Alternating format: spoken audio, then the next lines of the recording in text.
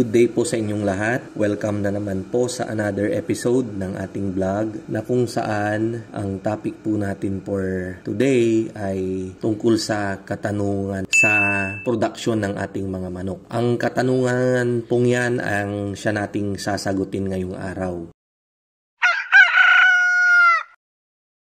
Dahil nga po sa galing po tayo sa summer season ng mga nakaraang buwan at ngayon ay opisyal nang papasok ang panahon ng tag-ulan, kung may epekto daw ba sa production ng ating mga paitloging manok. Dahil nga po dun sa sinasabi ko na during summer season, dahil nga sa sobrang init, bumagal sa pagkain yung ating mga manok, nabawasan yung kanilang kinakain. Kung dati nakakaubos sila ng 110 grams, nung sobrang mainit ay nakaka 95 grams lang po sila hanggang 100 grams. And ano ang epekto niyan? Dahil nga sa mainit, sila ay inom ng tubig, yung kanilang itlog ay lumiit dahil kulang po yung kanilang feeds na nakain. Nasanay lang po tayo sa word na size, pero ang itlog ay kinakategorize according to weight, not in size.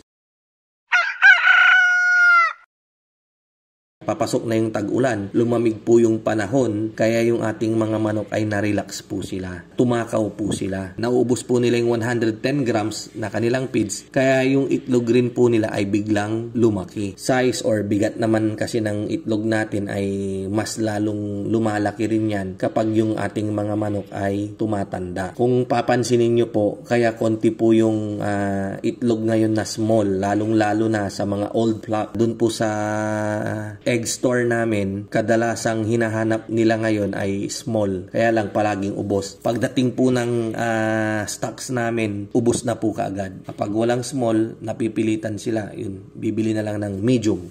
Maraming small lang ngayon dun sa mga farm na bago yung kanilang manok. Yung nag-uumpisa lang pong mangitlog. Habang tumatanda naman, lumilipas yung linggo, buwan, ay pabigat ng pabigat yung kanilang itlog.